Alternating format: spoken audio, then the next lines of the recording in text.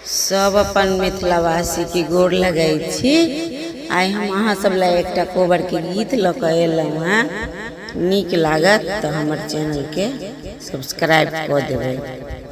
बाजू बाजू बधैया कोबर घर में, बाजू बाजू बधैया कोबर घर में केओ सुगा लिखे, केओ मैना लिखे, केओ सुगा लिखे, केओ मैना लिखे, केओ लिखे सरोवर कोबर घर में, केओ लिखे सरोवर कोबर घर में। बाजू बाजू बधैया कोबर घर में, सासू सुगा लिखे, गोतनी मैना लिखे, ननदी लिखे सरोवर कोबर घर में, ननद लिखे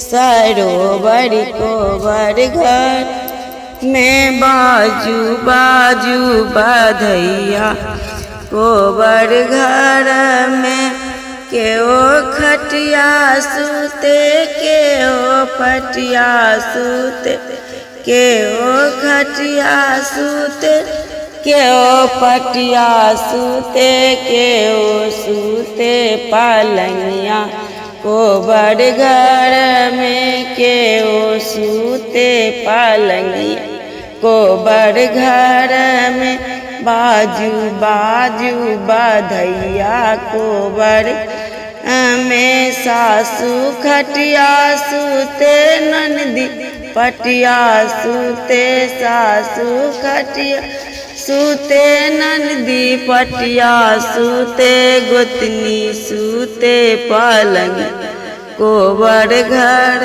में, ननदी सूते पलंगिया कोबर घर में। बाजू बाजू बधैया कोबर में, बाजू बाजू बधैया कोबर घर में।